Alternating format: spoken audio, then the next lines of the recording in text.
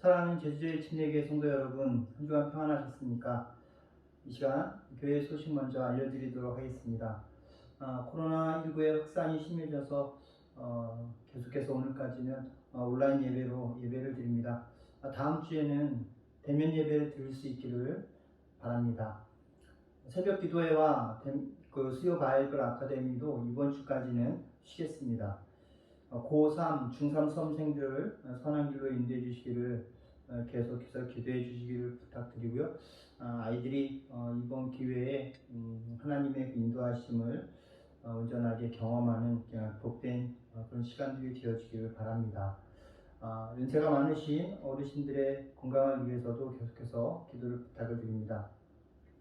성경 100일 통독에 참여하신 분들 오늘로 이제 열흘 정도 남았죠.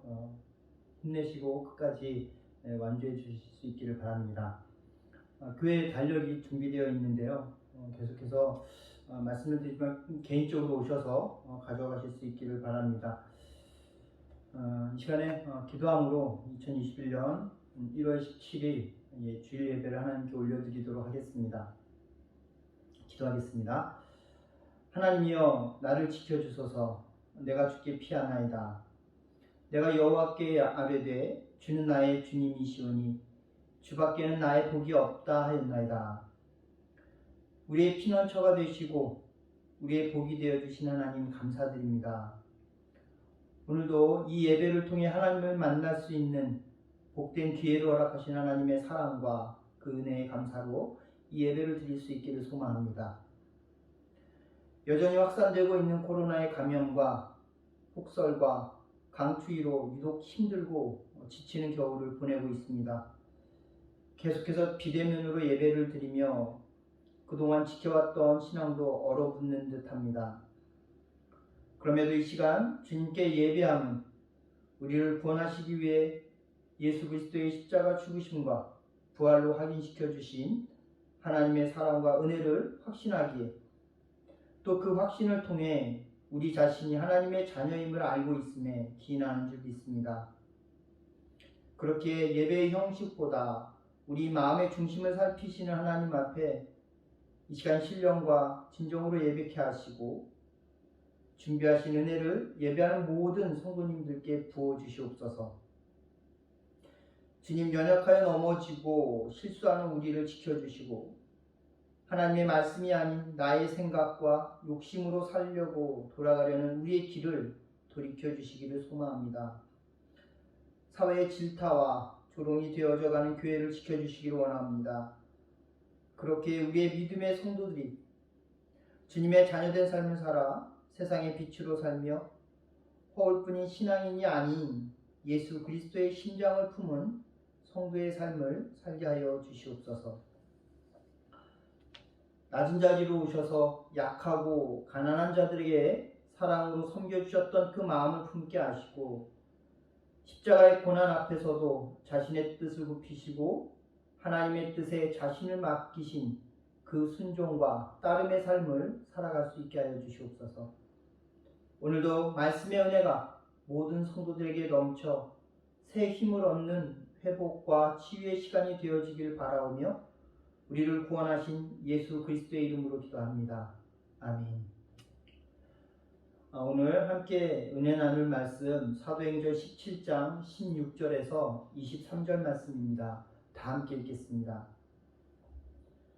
바울이 아덴에서 그들을 기다리다가 그 성에 우상이 가득한 것을 보고 마음에 격분하여 회당에서는 유대인과 경건한 사람들과 또 장터에서는 날마다 만나는 사람들과 변론하니 어떤 에피쿠로스와 스토아 철학자들도 바울과争논할세 어떤 사람은 이르되 이 말쟁이가 무슨 말을 하고자 하느냐 하고 어떤 사람은 이르되 이방신들을 전하는 사람인가 보다 하니 이는 바울이 예수와 부활을 전하기 때문이러라. 그를 붙들어 아레오박으로 가며 말하기를 내가 말하는 이 새로운 가르침이 무엇인지 우리가 알 수 있겠느냐? 내가 어떤 이상한 것을 우리 귀에 들려주니 그 무슨 뜻인지 알고자 하노라 하니 모든 아덴 사람과 거기서 나그네 된 외국인들이 가장 새로운 것을 말하고 듣는 것 이외에는 달리 시간을 쓰지 않음이더라. 바울이 아레오바고 가운데 서서 말하되 아덴 사람들아 너희를 보니 범사에 종교심이 많도다.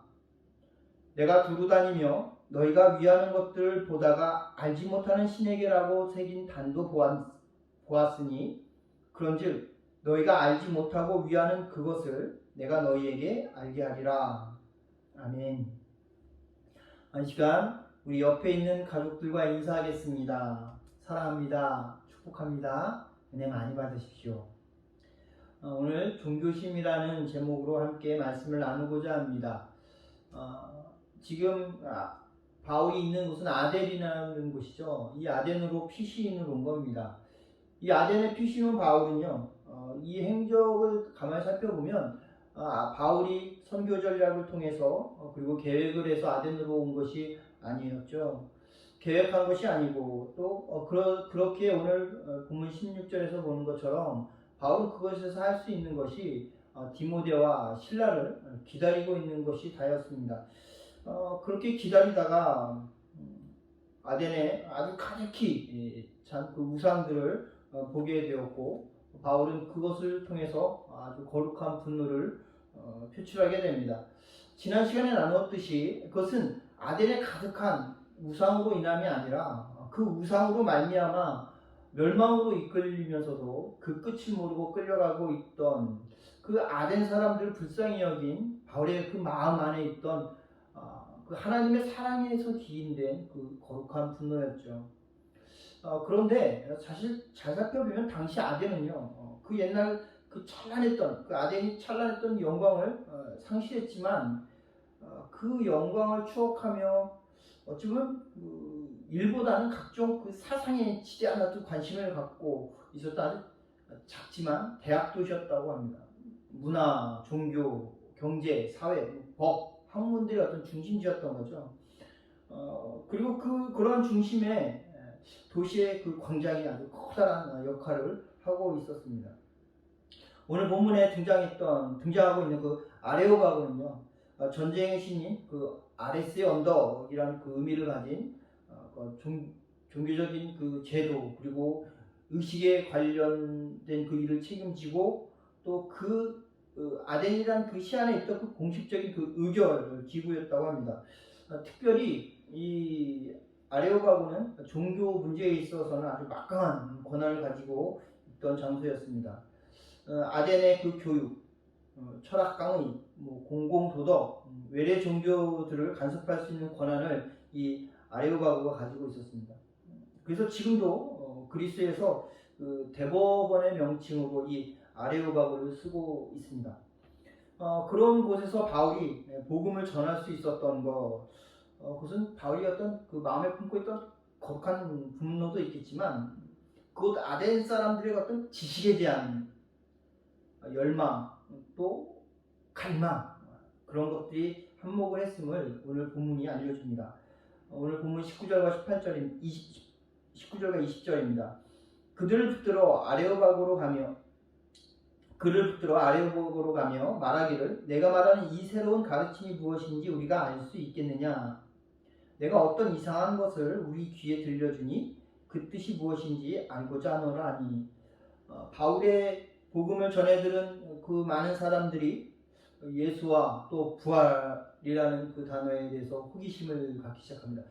부활이라는 단어를 아마도 이 사람들은 처음 들었을 수도 있습니다. 죽은 사람이 다시 살아난다는 그런 개념, 그런 의미가 이 부활이라는 것을 선뜻 받아들이기가 굉장히 어려웠겠죠. 그래서 그것이 정확히 무엇인지 알고자 했던 겁니다. 예수가 신인지 또 혹은 어쩌면 그 부활이라는 단어 자체가 신인지 알 수 없던 거죠. 그래서 바울이 예수와 부활에 대해서 이야기할 때 도대체 어느 것을 믿어야 할지 혹은 그것이 분명하게 어떤 의미를 가지고 있는지 알고 싶었던 거죠.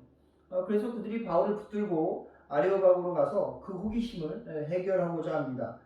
무언가를 새롭게 알게 된다는 그것이 또 인간에게 행복을 주는 또 다른 방법이 아니겠습니까? 오늘 그래서 21절에 그렇게 얘기합니다. 모든 아덴 사람과 거기서 나그네 된 외국인들이 가장 새로운 것을 말하고 듣는 것 이외에는 달리 시간을 쓰지 않으니더라. 놀랍죠. 어떤 사람은요, 물질이 행복을 준다고 생각해서 일하고 돈을 모으는 것 외에는 관심이 없는 사람들이 있죠. 어떤 사람은 성공이 행복을 준다고 생각하는 그런 생각에 성공을 위해서 자신의 모든 노력 그리고 자신의 모든 시간, 열정을 다 그것에 쏟아붓습니다. 특별히 오늘 본문에서처럼 아덴 사람들은 뭔가를 알게 되어진 것, 그 지식의 습득에 자신들이 그 행복을 느낀다고 생각을 했던 거죠. 그래서 그 무언가를 알아가는 것을 통해서 행복을 누리기 위해서 그것 외에는 아예 다른 곳에는 시간도 쓰지 않을 정도로 아주 그것에 매몰되어 있었던 그런 모습을 우리는 보게 됩니다. 우리는 바울이 아덴에 오기 전 방문했던 방문지 베레아 사람들에 대해서 몇 주 전에 함께 나눈 적이 있습니다. 그들도 이 바울의 복음을 듣고 그 복음이 진짜인지 가짜인지 그리고 그들이 들었던 이 예수와 또 부활에 대한 그 새로운 지식이 무엇을 뜻하는지 알기 위해서 어떻게 했죠?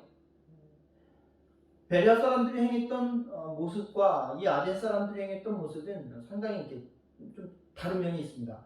사도행전 17장 11절 이렇게 표현이 됩니다. 베레아에 있는 사람들은 데살로니가에 있는 사람들보다 더 너그러워서 간절한 마음으로 말씀을 받고 이것이 그러한가 하여 날마다 성경을 상고함으로. 베레아 사람들과 아덴 사람들의 그 다른 점이 무엇인지 보이십니까?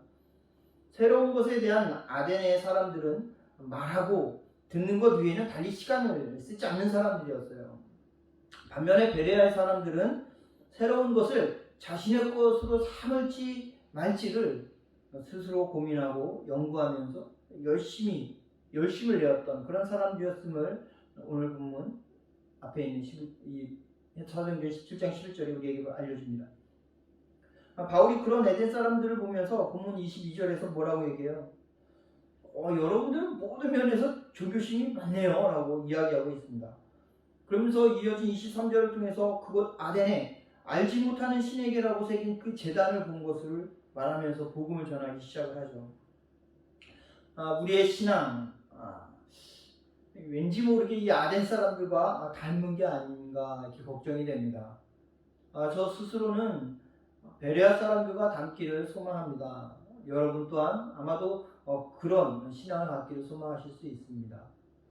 그럼에도 불구하고 실질적으로 우리가 그 베레아 사람들과 같은 신앙을 갖고 있는지 아니면 오늘 본문 속에 아덴에 있는 그 이 사람들과 같은지 자신을 한번 되돌아볼 수 있기를 소망합니다.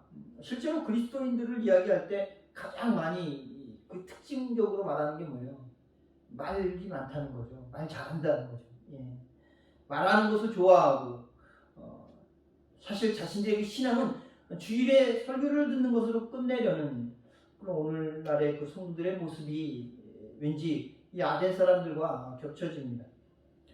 호기심이 찾아오거나 참된 진리가 들려와도 그 호기심을 스스로 해결해서 나의 것으로 만들려 하지는 않습니다. 참된 진리를 쫓기보다는 때로는 계속 그 호기심에 더 많은 관심을 갖는 경우도 있습니다. 그래서 바울은요 그들에게 종교심이 많다고 이야기합니다. 그렇지만 다른 사람들보다 더 종교적이고 종교심이 많다고 해서 그 종교심이 그 당사자를 진리로 이끄는 것은 아니지 않습니까? 무엇을 믿는 사람은 그 믿는 대상에 대해서 좀 더 열성을 다하려고 종교적인 마음과 자세를 가지고 있죠. 그런 것을 우리는 종교심 이렇게 이야기합니다. 그렇지만 그런 종교심의 원인이 뭘까요? 결국은 어떤 불안이나 문제를 해결하려고 아니면 뭔가를 극복하기 위해서 내가 뭔가 의지할 대상을 찾아서 믿고 싶어하는 그런 마음이 있지 않습니까? 이런 종교심으로 말미암아서 많은 사람들은 무엇이라도 그 믿을 대상을 찾게 되었고 결국 그 결과로 인류의 역사 속에서 수많은 종교들이 생겨난 건 아니겠습니까? 오늘 본문에서 나타난 23절에서 나타난 것처럼 알지 못하는 신에게라고 생긴 그 재단이 생길 정도로 이 땅에는 얼마나 많은 그 우상들이 있는지 모릅니다. 그것은 제주뿐만 아니라 대한민국뿐만 아니라 세계적으로 보아도 그렇습니다.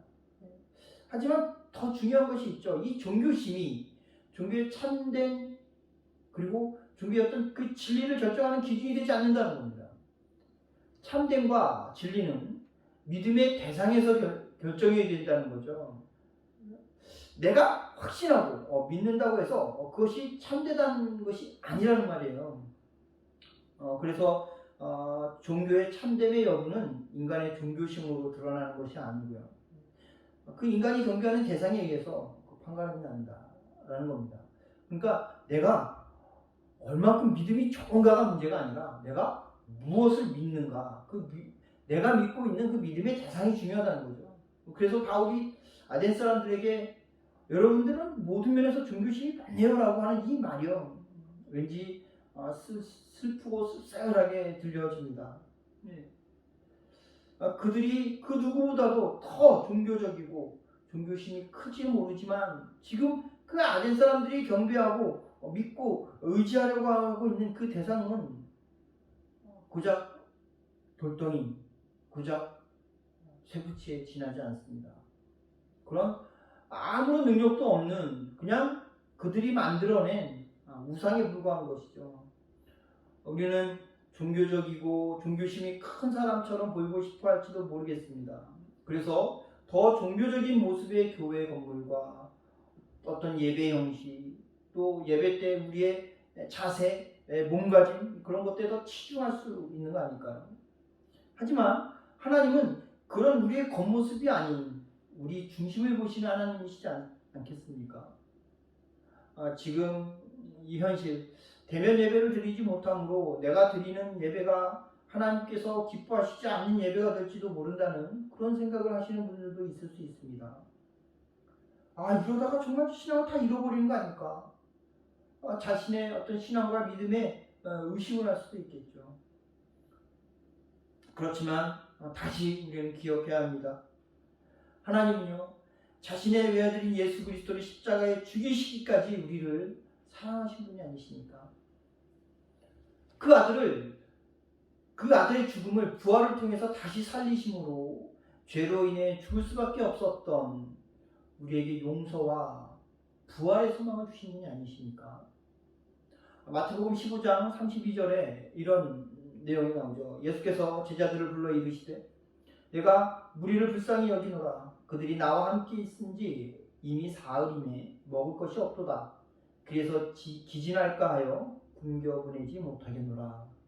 우리가 잘 알고 있는 오병이어의 사건의 앞에 나오는 그런 모습입니다. 많은 사람들이 주님 앞에 몰려오지만 결국 그들의 모습을 통해서 주님은 병도 고쳐주고 귀신도 쫓아주고 많은 것을 그들에게 베풀었지만 그럼에도 불구하고 그들의 그 육신의 굶주림을 보시면서 불쌍히 여기셨던 그런 모습을 봅니다. 예수님도 우리를 불쌍히 여겨주셨던 분이십니다. 그렇게 예수님 또한 그 십자가를 자신을 죽음으로 이끌 그 십자가를 당당히 지어주셨습니다. 지금 현실 속에서 우리가 그럼 할 수 있는 건 무엇일까요? 자유롭게 교회 와서 대면으로 예배를 드릴 수 있다면 여러분 신앙이 더 깊어질 수 있을까요? 예전처럼 신앙생활이 자유로워지면 여러분 하나님을 더 잘할 수 있을까요? 예전과 같은 삶으로 돌아간다면 내가 더 그리스도인답게 살 수 있을까요? 지금은 상황이 이러해서 제대로 된 예배를 드릴 수 없고 그래서 신앙을 잃어가고 그래서 그리스도인답게 삶을 살지 못합니다 라고 말할 수 있지 않습니다. 그래서 그런 것이 아닙니다. 종교심이 우리를 참된 진리로 이끄는 것이 아니듯 상황과 환경이 우리의 신앙을 좌지우지하는 것이 아니라는 거죠. 또한 그래서도 안 됩니다. 그렇지만 현실은 어떤가요? 우리 신앙이 이 상황과 환경에 의해서 휘둘립니다. 결국 우리 스스로가 우리의 신앙을 이 종교심에 상당 부분 묶어놓고 있기 때문입니다. 우리의 이런 상황 속에서도 여전히 우리를 사랑하시고 우리를 지켜보시고 또 우리를 불쌍히 여기시고 있는 그 하나님을 느끼실 수 있기를 바랍니다. 겉으로 드러나는 그런 종교적인 모습과 또 종교심에 기댄 그런 신앙은요, 결코 우리의 신앙을 우리를 참된 신앙으로 또 우리를 참된 그리스도인으로 하나님의 자녀로 살 수 있게 하지 못합니다. 그래서 지난 시간도 말씀드렸지만 바울은 그런 종교심에 붙들려 있는 그 사람들, 그리고 그것은 우상 앞에서의 종교심도 마찬가지이지만 우리 또한 그 안에 속할 수 있다는 겁니다. 본질이신 그 하나님을 바라보지 못하고 그 하나님의 사랑으로 나름 대면해 보지 못하는 그런 상황 속에서 결국 헛된 것 그리고 겉모습을 바라보면서 멸망으로 치닫고 있는 그들을 향한 그런 거룩한 분노가 바울 앞에 있었듯이 우리 또한 지금 내 신앙, 내 삶, 나의 모습이 참된 그리스도인으로서 살아가고 있는지 그것을 한번 다시금 돌아볼 수 있기를 소망합니다. 사랑하는 제주제일 침례교회 성도 여러분, 그래서 저는 오늘 여러분과 이 말씀을 나누고 싶었습니다. 매일 잠시라도 하나님을 생각할 수 있는 그런 시간을 갖는 여러분이 되시기를 바랍니다. 매일 잠시라도 그 하나님께 기도할 수 있는 여러분이 되시기를 바랍니다. 매일 하나님께서 우리에게 주신 하나님의 말씀이신 성경을 여러분 스스로 여러분의 눈으로 읽고 묵상할 수 있는 그런 시간을 가지실 수 있기를 바랍니다. 그런 삶을 통해서 어떤 환경도 어떤 상황도 여러분의 믿음을 여러분의 신앙을 흔들 수 없는 아주 단단한 그런 믿음의 소유자 하나님께서 인정하시는 하나님의 자녀된 삶을 살아가시는 복된 주의 자녀들이 다 되시기를 주님의 이름으로 축원드립니다. 더 이상 지금 이 상황을 바라보며 이 환경을 바라보며 내 신앙의 문제를 찾아가지 마시고 실질적으로 내가 하나님과 더 깊이 있게 동행하며 그 하나님을 내 믿음의 온전한 대상으로 찾으셔서 하나님으로부터 기쁨이 되어지는 그리고 많은 세상의 빛으로 예수 그리스도의 향기를 품어낼 수 있는 저와 여러분이 그리고 교회가 되기를 우리 주님 예수 그리스도의 이름으로 축원드립니다. 기도하겠습니다. 형제들아, 내가 너희에게 전한 복음을 너희에게 알게 하노니 이는 너희가 받은 것이요 또 그 가운데 선 것이라. 너희가 만일 내가 전한 그 말을 굳게 지키고 헛되이 믿지 아니하였으면 그로 말미암아 구원을 받으리라. 내가 받은 것을 먼저 너희에게 전하였느니 이는 성경대로 그리스도께서 우리 죄를 위하여 죽으시고 장사 지낸 바 되셨다가 성경대로 사흘 만에 다시 살아나사. 오늘도 우리에게 주신 말씀을 듣고 은혜 속에 깨닫게 하신 하나님께 감사드립니다. 우리의 종교심이 우리의 종교적 행위가 우리의 믿음과 신앙을 지키는 보루가 아님을 깨닫게 해주셔서 감사합니다. 우리를 사랑하사 우리를 구원하시기 위해 예수 그리스도를 십자가의 제물로 삼으시기까지 하나님의 사랑의 그 크심을 알게 하시니 감사드립니다. 이제 그 사랑을 깨닫고 어떤 상황에도 어떤 환경에서도 흔들리지 않는 믿음의 사람이 되게 하여 주시옵소서. 세상의 조롱이 되어버린 교회가 다시금 세상의 빛으로 환히 세상을 밝힐 수 있도록 혼탁한 이 코로나 상황 속에서 그리스도인답게 살아갈 수 있도록 은혜를 베풀어 주시옵소서. 힘을 주시옵소서. 오늘도 이 예배를 통해서 그렇게 하나님 앞에 소망하고 바라며 이 시기를 온전히 잘 보낼 수 있도록 기도하는 주의 자녀들에게 주님, 우리가 더욱더 주님 앞에서 마음껏 주님을 찬송하고 마음껏 주님 앞에 감격하며 기도할 수 있도록 또한 그것에 감사하며 예배드릴 수 있도록 속히 이 어려운 상황 속에서 우리의 믿음을 지켜주시고 이 상황을 해결하여 주시옵소서. 예수 그리스도의 이름으로 기도합니다. 아멘. 이제는 우리를 구원하신 예수 그리스도의 구원의 은혜와 하나님 아버지의 사랑하심과 성령님의 내주 충만하심이 이 시간 각 가정과 처소에서 예배드리며 나의 종교적 행위와 종교심이 나를 참된 신앙으로 이끄지 않음을 깨닫고 매일 하나님께 기도함과 하나님의 말씀을 읽고 묵상하며 참된 그리스도인으로 열심을 다하기를 소망하고 결단한 제주 제1침례교회 모든 성도님들과 교회 위에 이제로부터 영원히 함께 하시길 예수 그리스도의 이름으로 축원합니다. 아멘. 한 주간 주님 안에서 평안하시기를 소망하고요. 다음 주에 이곳 예배당에서 얼굴로 대면해서 예배드릴 수 있기를 소망해 봅니다. 감사합니다.